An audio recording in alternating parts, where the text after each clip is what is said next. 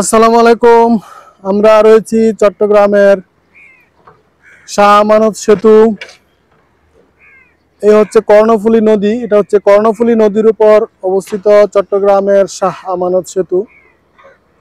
আমরা রয়েছি সেতুর উত্তর পাশে, আর ওই পাশটা হচ্ছে সেতুর দক্ষিণ পাশ।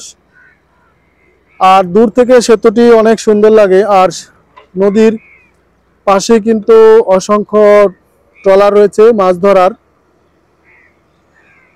জেলেরা এখানে মাছ ধরে ট্রলার রেখেছেন। আর এই হচ্ছে চট্টগ্রামের সে কর্ণফুলী নদী, এবং কর্ণফুলীর নদীর উপরই অবস্থিত কর্ণফুলী সেই শাহ আমানত সেতুটি।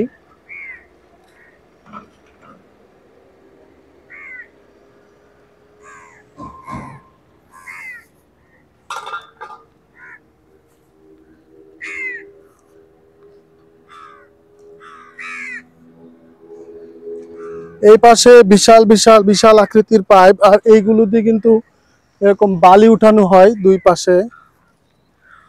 এই পাশে কিন্তু কাজ চলমান রয়েছে, সে কারণে এই বালিগুলো কিন্তু এই পাইপ দিয়ে, এই যে বিশাল আকৃতির পাইপ, এই পাইপগুলো দিয়ে বালি কিন্তু উঠানো হয়।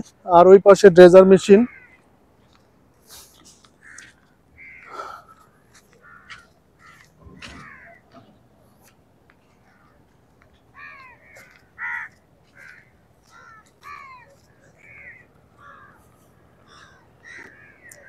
তো শাহ আমানত সেতুটি আসলে একটি অনেক সুন্দর, কারণ এটি অনেক বড় একটি সেতু, যেটি হচ্ছে কর্ণফুলী নদীর উপর অবস্থিত।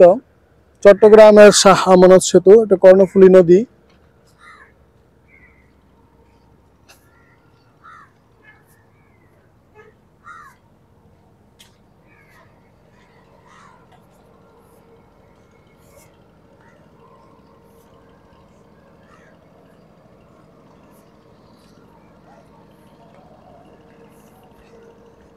আর ওই পাশে হচ্ছে ফিশারি ঘাট, জেলেরা মাছ ধরে আসছে।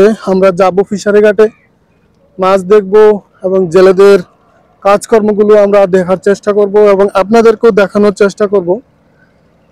তো কর্ণফুলী নদীটি আসলে একটি ব্যস্ত একটি নদী।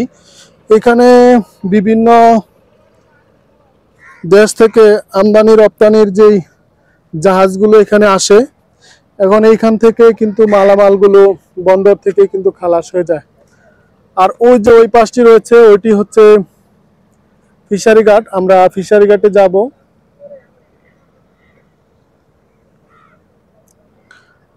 তো আপনাদেরকে অসংখ্য ধন্যবাদ চট্টগ্রামের শাহ আমানত সেতুর এলাকা থেকে। আবারও দেখা হবে নতুন কোনো স্থানে, নতুন কোনো তথ্য নিয়ে আপনাদের সামনে হাজির হব। বাংলাদেশের ঐতিহাসিক স্থানগুলো দেখানোর ব্যত্যয় নিয়ে শেষ করছি আজকে। দেখা হবে পরবর্তী কোনো জায়গায়। সেই পর্যন্ত ভালো থাকুন। আল্লাহ হাফেজ।